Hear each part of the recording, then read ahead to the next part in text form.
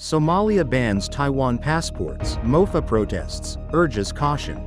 Over 320,000 join Baishatun Mazu pilgrimage.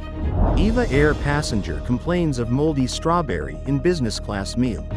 Canada's Liberal Party, led by Mark Carney, wins federal election. Putin declares temporary ceasefire from May 8 to 10. Massive power outage hits Spain and Portugal. Kim Kardashian heist trial kicks off in Paris. China launches 3 astronauts to replace crew on space station. Hello, I'm Johnny. Thank you for joining us on Funday News. It's Wednesday, April 30th, International Jazz Day, and here are your top stories. And for today's Taiwan news, Somalia announced it will no longer accept passports issued by Taiwan or its agencies starting April 30th, citing UN's Resolution 2758 and its support for the One China principle. Taiwan's foreign ministry strongly protested the move and advised citizens to avoid traveling to Somalia. Over 320,000 pilgrims are set to join the Baishatun Mazu pilgrimage from Dongxiao to Beigang starting May 1st. Yunnan County has expanded traffic control zones, allowing vehicles to exit but not enter Beigang. Parking and shuttle services are arranged, and parts of Highway 61 will be closed. An EVA Air Diamond Car member complained on Facebook after finding a moldy strawberry in her business class meal, causing her to suffer from diarrhea. Despite being a long-time supporter, she criticized the airline's response, stating she wouldn't fly with them again even if the flight were free. And in global news, Canadian voters backed Prime Minister Mark Carney's Liberal Party on Monday in a national election strongly influenced by President Donald Trump.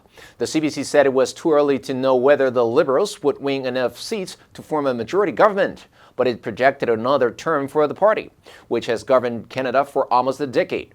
Carney said it was important to recognize that our world has fundamentally changed and that Canada's old relationship with the United States, its longtime ally and trading partner, is over. I have a question.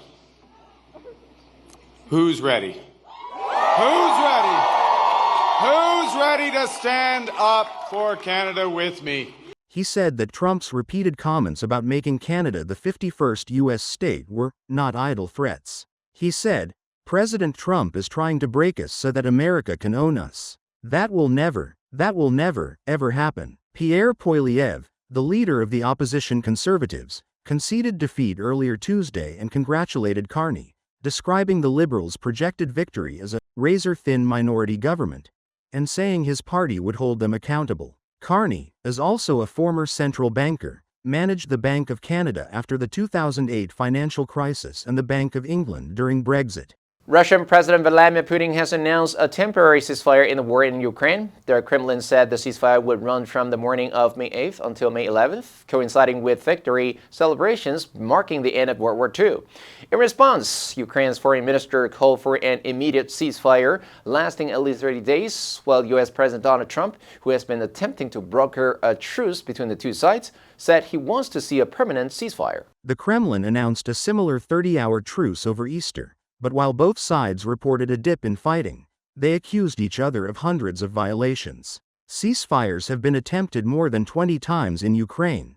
All of them eventually failed, some within minutes of going into effect. The most recent one was very limited in scope and resulted in only a slight reduction in fighting, with both sides accusing each other of violating the truce. In a statement on Monday, the Kremlin said Putin declared the ceasefire based on humanitarian considerations. The latest announcement comes during what the U.S. has described as a very critical week for Russia-Ukraine peace talks.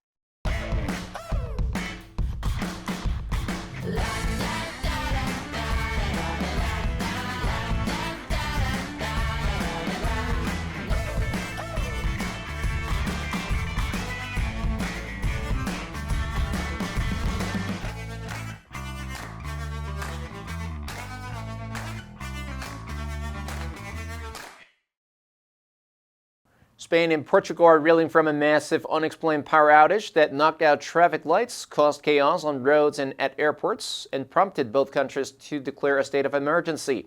Portugal's grid operator REN said the electrical supply was lost across the entire Iberian Peninsula and in parts of France shortly after midday. Hours later, Spain's Prime Minister Pedro Sanchez said authorities were still unsure what caused the blackout. The outage knocked out lighting and power sockets, causing subway systems to suddenly fail. In Madrid, traffic piled up on the roads after the lights went out. The blackout's impact was dramatic.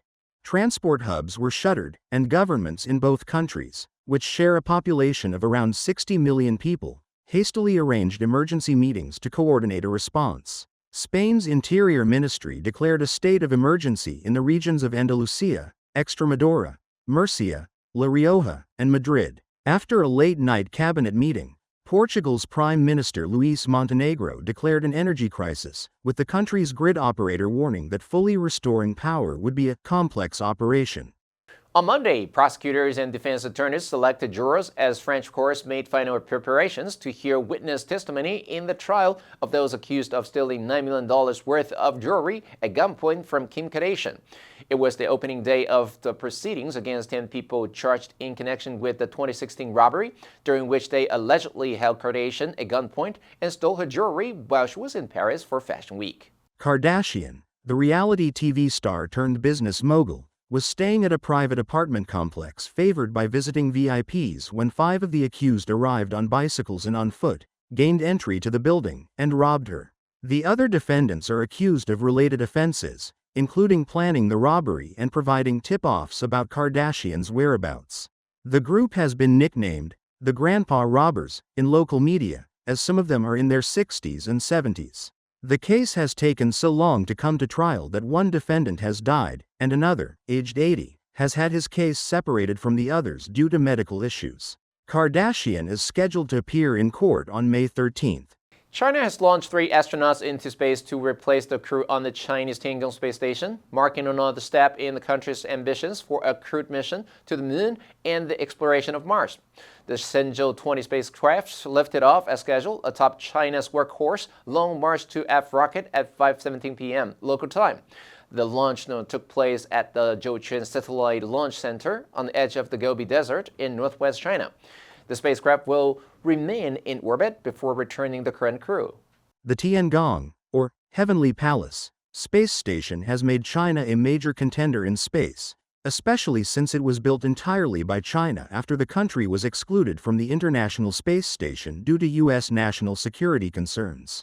China's space program is overseen by the People's Liberation Army. The addition of mechanical arms to the 3-module station has raised concerns among some observers that China could use them to disable satellites or other space vehicles during a crisis.